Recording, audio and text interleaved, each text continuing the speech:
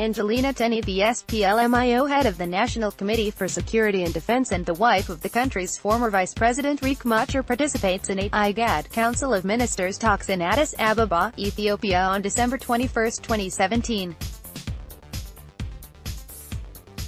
Photo credit by Minasse Wondimu Hailu, Anadolu Agency, Getty Images May 20, 2018, Nyamilepedia. The main South Sudan's armed opposition group, the Sudan People's Liberation Movement in Opposition, SPLM-IO, said allegations that their leader and the country's former first Vice President Riek Machar Teny nominated his wife, Angelina Teny, for the position of the third vice president, are untrue. Nyamilepedia, a member of the armed opposition group, SPLM-IO under the leadership of the country's former first Vice President Riek Machar Teny, and a member of the group's delegates to the peace talks in Addis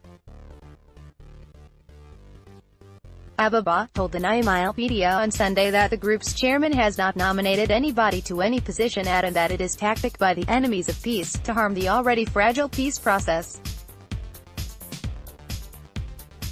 The white lies flying on the social media that Dr. Riek Machar have nominated CDE Angelina Teny as Assistant Vice President of South Sudan are baseless or unfounded.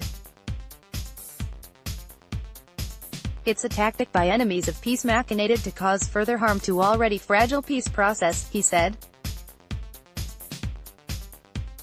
Gatquoth pointed out that there is no any related deliberations at the peace talks over the said Assistant Vice President.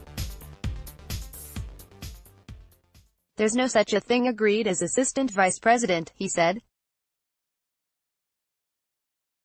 On Sunday, the SPLA military spokesman Brig.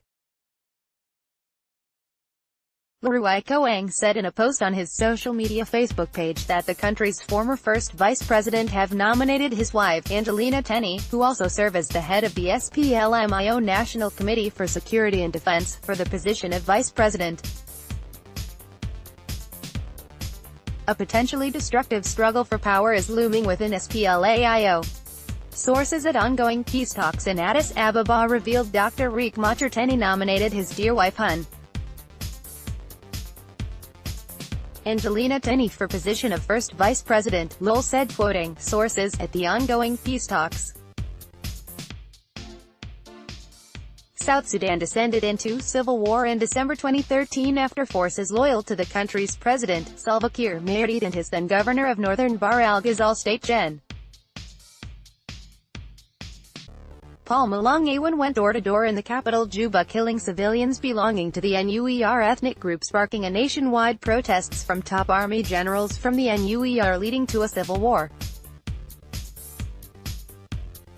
A peace agreement signed in August 2015 by President Kiir and rebel leader Riek Machar and negotiated under the auspices of the Intergovernmental Authority on Development (IGAD) and the African Union (OAU) in presence of Troika and other international observers collapsed in July 2016 following fighting at the presidential palace in Juba, J1, reportedly after President Kiir ordered a failed attempt to arrest the SPLM-IO leader Riek Machar. Late last year, the IGAD decided to revive the peace agreement and had initiated a peace revival mechanism known as the High-Level Revitalization Forum, HLRF, to bring back to life the 2015 peace agreement.